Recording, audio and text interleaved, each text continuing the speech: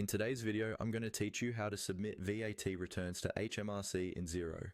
We'll walk through setting up the right tax rate in Xero so your VAT reporting is accurate and ready for submission. I'll guide you slowly through each click, explain what you're looking at, and share a few tips along the way. First, make sure you're logged into your Xero account and you're in the correct organization. From your main dashboard, look towards the top menu and find the option labeled Tax. Go ahead and click on Tax. This is where Xero keeps everything related to VAT and other tax types for your organization. Once you're in the tax area, you'll see an overview of your tax settings and any existing tax returns. Here, we want to adjust how VAT is handled, so look for the option called Tax Settings, and click on that. The Tax Settings page lets you control how Xero calculates and tracks VAT on your sales and purchases. On the Tax Settings screen, you'll see different sections related to how tax is managed.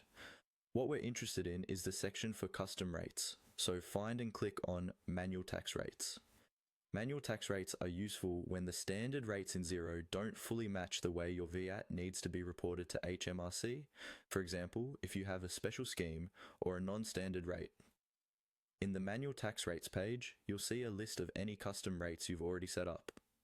To add a new one, look for the button that says New Tax Rate, and click on it.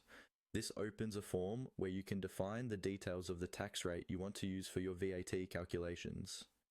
Now you can add your new tax rate. Give the tax rate a clear, descriptive name so you can easily recognize it later, such as a specific VAT percentage or scheme name. Then set the appropriate tax percentage and choose whether it applies to sales, purchases, or both, depending on how you need this rate to work for your VAT returns. Take a moment to double check the details, because any mistake here could affect your VAT figures when you file with HMRC. Once you're happy with the information you've entered, scroll down and click on Save. Xero will now add this new tax rate to your list of manual tax rates, and you'll be able to use it when processing transactions, ensuring your VAT return totals are correct and ready to submit to HMRC using Xero's VAT return function.